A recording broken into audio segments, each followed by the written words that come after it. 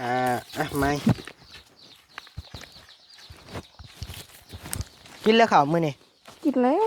กินกับหยังกินกับอันเขาเบาไล่ได้หยังกินเครื่องในต้มเครื่องในงัวนี่แหละอึบสบายดีอีกเทื่อหนึงพี่น้องเอ้ยเนาะเอาโดนัทอีกแล้วแซ่บอยู่บ่กินมัดเยอะเอามาให้แต่ละเทื่อคืนนี้ก็ให้ได้พี่น้องเอ้ยแต่ว่าบ่ได้ถ่ายคลิปยืนให้แบบนี้เราได้พี่น้องเอ้ย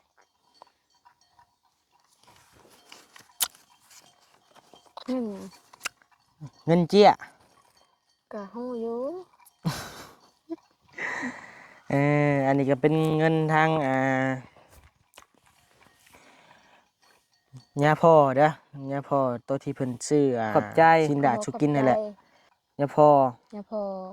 ที่สงสารเมตตาที่สงสารเมตตาน้องน้อยน้องน้อยข้าน้อยขอให้พระอาจารย์อยู่ดีมีแฮงเจ็บบ่ได้หนวดรีวิวให้หน่อย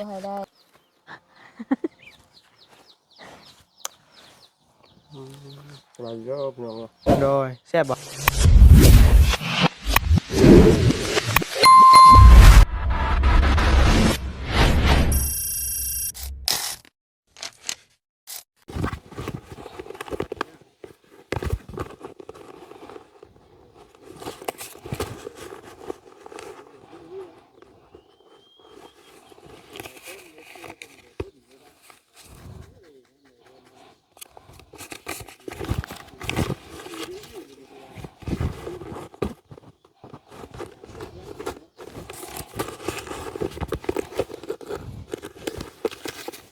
พี่น้องเอ้ยนะกราบทักทายสบายดีแหละพ่อกราบทักทายสบายดีและสวัสดีพ่อแม่พี่น้องทุกคนเด้อพี่น้องเด้อเนาะยินดีต้อนรับเข้าสู่ช่อง YouTube บ่าวนิวสะพานบุญเช่นเก่าเช่นเคยพี่น้องเอ้ยเนาะสำหรับมื้อนี้เปิดคลิปเปิดภาพมาก็อยู่เฮือนอยู่ซ่านน้องน้อยเด้อพี่น้องเด้อเนาะน้องน้อยหรือว่าน้องอิวนั่นเองพี่น้องเอ้ยเนาะมามื้อนี้บ่าวนิวก็มีข่าวดีมาแจ้งน้องเพิ่นอีกเติมนึงเนาะพี่น้องเนาะก็บ่ได้หลวงบ่ได้หลายดอกพี่น้องเอ้ยเนาะจำนวนเงิน300 บาทพี่น้องเอ้ยเนาะอันที่จริงทั้งย่าพ่อเพิ่นเนาะพี่น้องเนาะเรียกว่าพระอาจารย์ทางฝั่งไทยนี่แหละพี่น้องเอ้ยเนาะเพิ่นฝากเงินมาให้บ่าวนิวน่ะ600 บาทพี่น้องเอ้ยเนาะแบ่งกับบ่าวนิว300ค่าน้ำมันว่าซั่นเนาะก็ดีใจน้ำน้องเพิ่นบ่าวนิวก็ได้เนาะจำนวนเงิน300 บาทก็ตกอยู่แสนกว่าแต่บ่าวนิวให้เป็น200,000เลยนะพี่น้องเนาะนี่200,000นี่พี่น้องเอ้ยเนาะก็เป็นตกอยู่300กว่าน้อยนึงพี่น้องเอ้ยเนาะเพราะว่า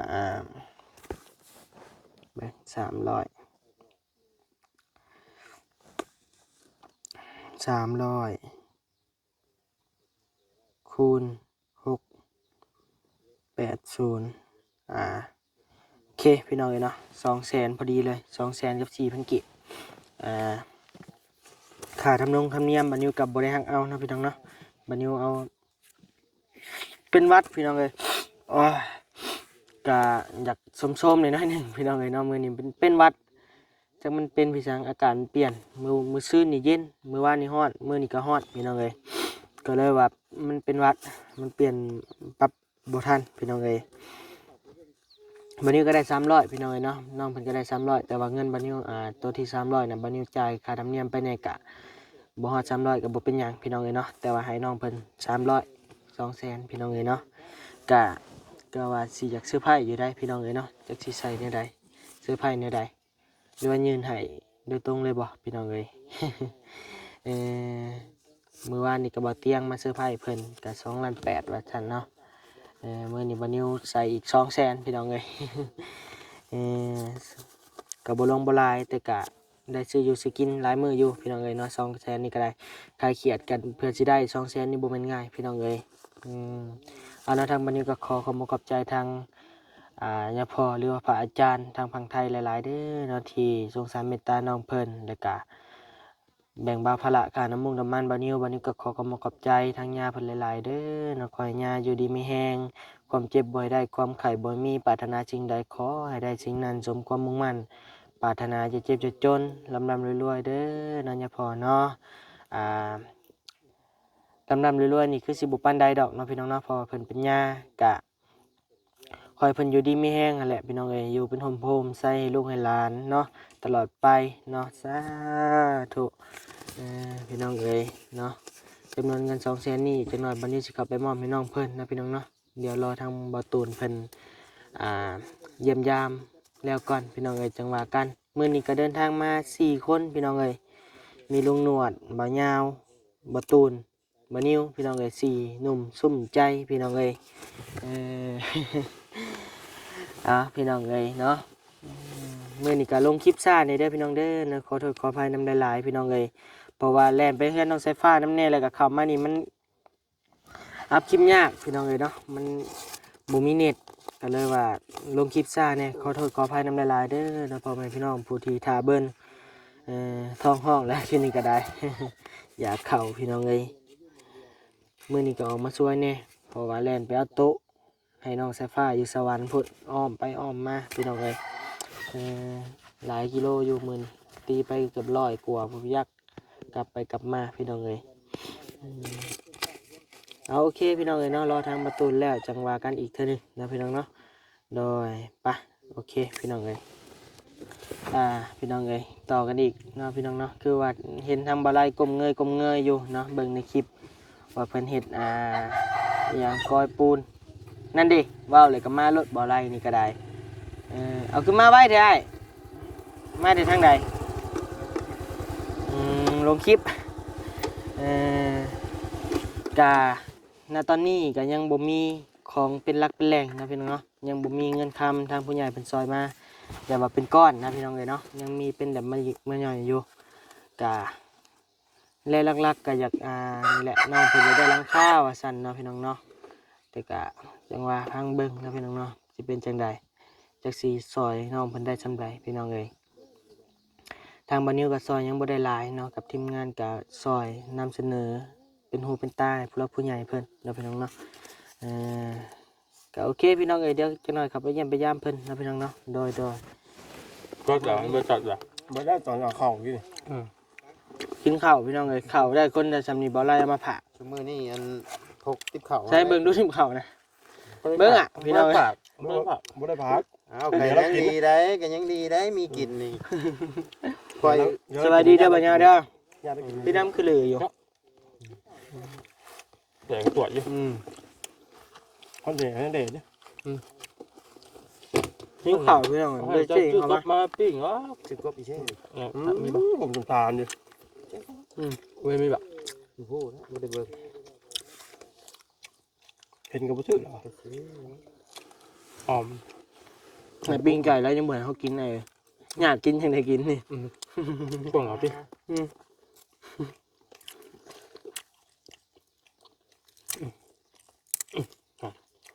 โอเคกินข้าวก่อนพี่น้องเอ้ยสบายดีเด้อบ่ไรเด้อโดยประธานป้องชาแนล เจ้า สบายดีเจ้าเมื่อยดิ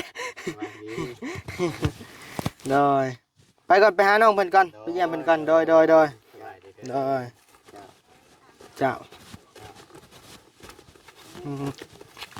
ยวเอาขนมก่อนพี่น้องเลยขนมโดนัทคือเก่าเนาะ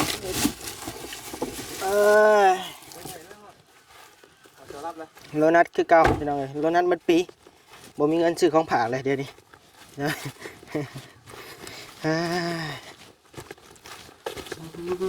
บ่ไล่เห็ดแล้วพี่น้องเลยบ่ไล่หอยตีนไก่เต็มอยู่นี่บ่ไล่เอ้ยหอยตีนไก่เต็มแล้วโทษน้องมันบ่ เห็ดไปเลยเฮ้ยมาพี่ใส่อกหักบ่ยายคือเอามือกลมหัวขักแฉะ ดอกหักลูกจะนอนนี่เด้ดอกจะยังบ่อิ่มเนาะ โดยสบายดีเด้อสบายดี ไปดี โดย ใส่คือบ่ใส่เกือบ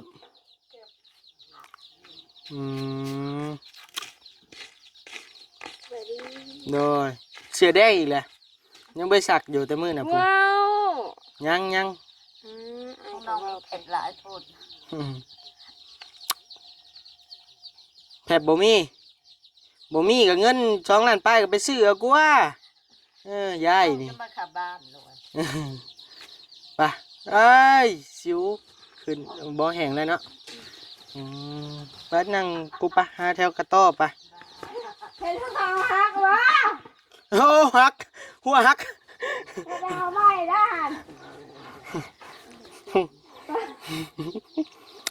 ไปเออไม่กินแล้วข้าวมื้อนี่ กินแล้ว กินกับหยัง กินกับอันเขาเบาไล่ ได้หยังกิน เครื่องในต้มเครื่องในงัวนี่แหละ อืมไปหานั่งใช้ห้าบาทต่อ ไก่ ก่อน แท้ บ่ได้ห่มกระต้อเก่าให้พี่ไหมกระต้อมันนี่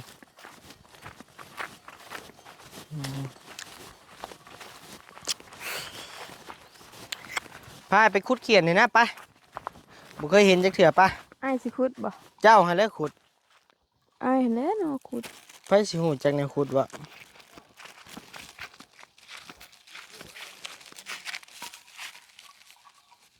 พาไปขุดหน่อยเด้อขุดอยู่ใช่ใด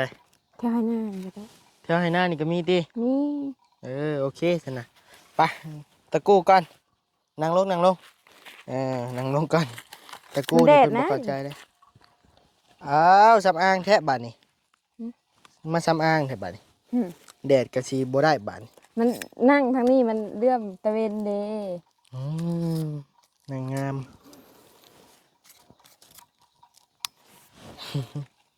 เราหยอกกันเด้อพี่น้องเด้อนะ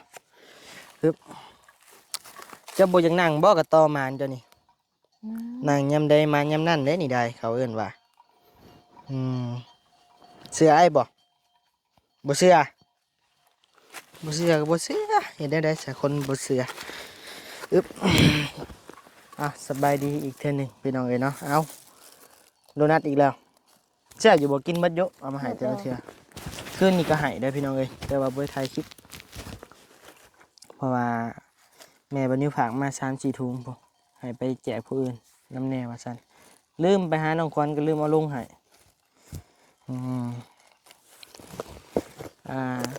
คุ้ยก็ยังหลายเนาะแถวนี้เนาะว่ะเบิ่งไอ้บอกอยู่ว่ามันนั่งกับต้อนี่มันหมานเบิ่งใส่เลยนี่ยืนให้แบบนี้เราได้พี่น้องเอ้ย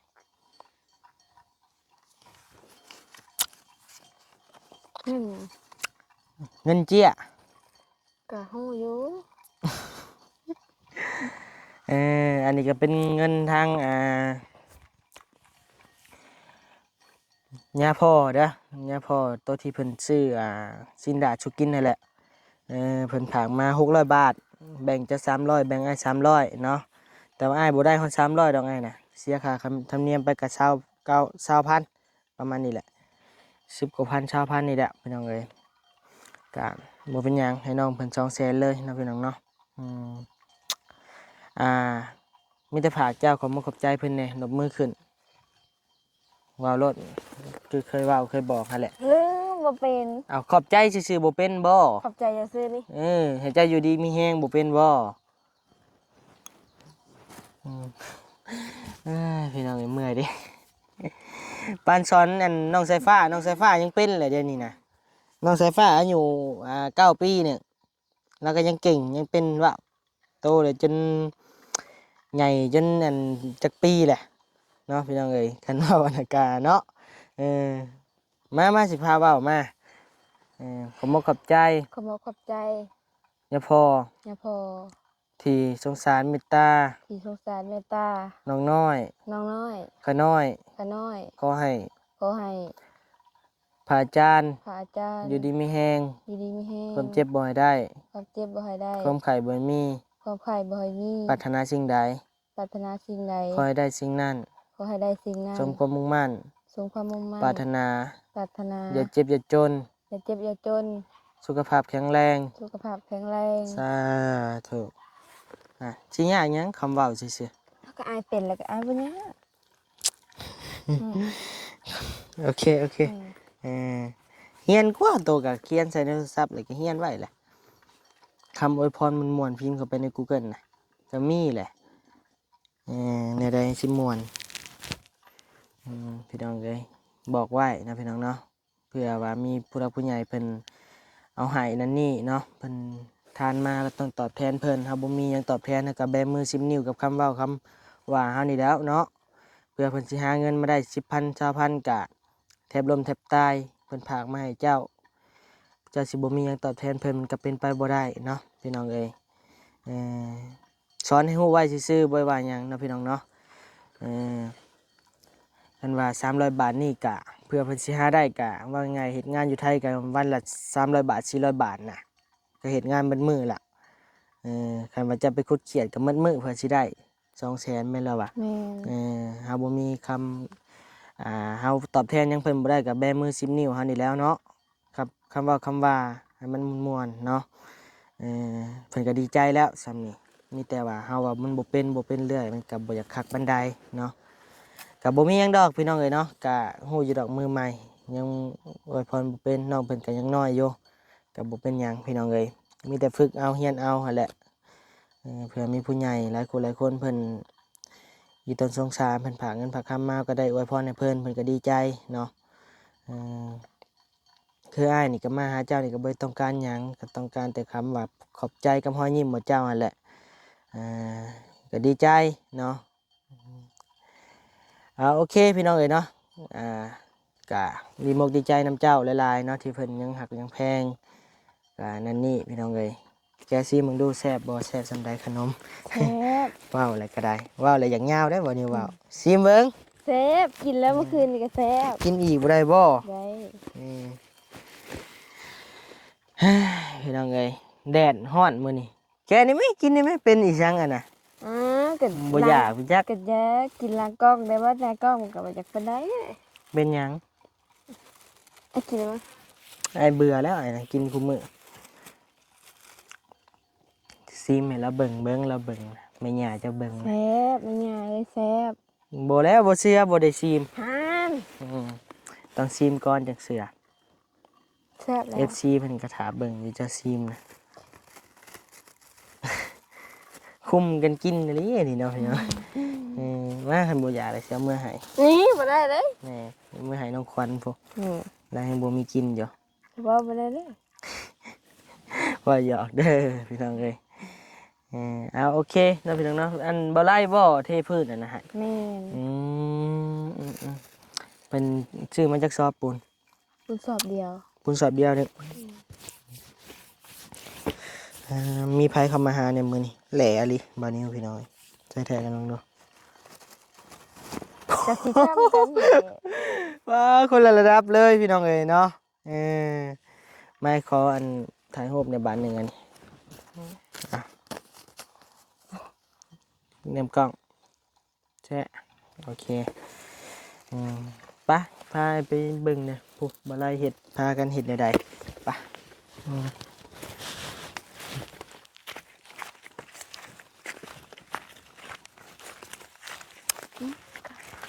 สี่อันเอาไปซื้อหยังเงินนะ ยังบ่ฮู้ ฮะอยากได้สังกะสีก็ไปซื้อสังกะสีตี้โฮมใส่กันกับอันตัวนั่นนะอีหยังอันนี้ อีหยังในแขนไอ้ บ่มี เฮ้ยอยากบายหมูกับบอก ก็จักบายแน่แล้วว่าอย่าเด้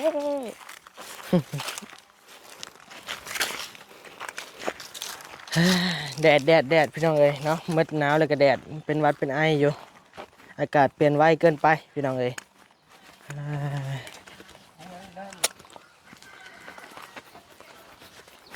ใช้ผ้าขึ้นไปยังไงนะหาสัญญาณ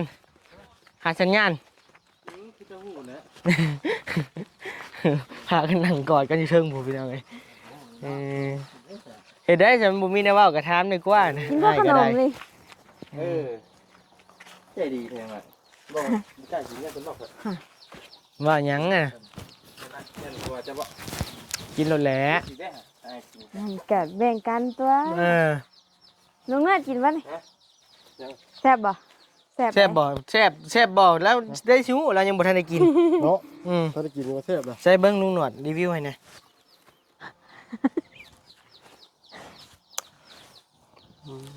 เราเยอะพี่น้อง โดยแซ่บบ่ แซ่บ มันก็อยากแข็งแน่เพราะว่ามันปลาเป็นในโรแต่คืนนี่พ่แม่น ห่าน ครับ หากมันอยู่ได้เป็นทิศผู้ใดไอ้เอ้ยอืม ถ้ามันก็สิบ่คือเอาใหม่แล้วเนาะ บ่คือตัวมือเฮามาให้เจ้าสิกินนั้น แนวมันได้เฮ้ย อืม มันอยากทอดใหม่แข็งๆหน่อยหนึงเนาะ แม่น นิ่มแล้วก็ มันบ่นิ่ม มันว่าของข้างขึ้น แม่น ว่าอย่างเนาะ แม่นทุกอย่างแหละ เอาได้บ่นี่ ช็อกโกแลตได้แต่ว่ามันอยู่ได้โดนขนมอันนี้ เฮ้ นะ ยง่วงไม่กินบ่ กิน เฮ้ยกินไหม เมื่อคืนเขาก็ให้เพิ่นเลยได้ กินเบิดแล้ว ว่าจะบ่ขอบใจได้ดิ โอเคเนาะเดี๋ยวพาไปเบิ่งทางนั้นแล้วก็สิได้ไปป้าแล้วบัดนี้อยู่น้ำบ่เฮิงได้อืม น้ำมาก่อนเข้าไป เอาไปเลย เฮ็ดได้ซะไปอัพคลิปให้พี่น้องเบิ่งก่อนเพิ่นท่าเบิ่งอยู่เนาะพี่น้องเนาะ ผู้ใดท่าเบิ่งคอมเมนต์ให้บ่นิวในเด้อพี่น้องเด้อเนาะ มีแต่หอยตีนไก่ แม่นไก่ไม้ไม่เบิดแล้ว ไก่ไม้อีหยังอันนี้อีหยังอันนี้วันหยังอันนี้วันที่12แม่นบ่ แม่น วันที่14เดือน2 2026พี่น้องเอ้ยอืมโอเคเด้ออาจสิไปป้าก่อนบัดนี้อยู่ดีมีแห้งเด้อนางเด้อเนาะแก้มเจ้าอ้อยต้อย ออกเด้อพี่น้องเด้อเนาะบ๊ายบายอืม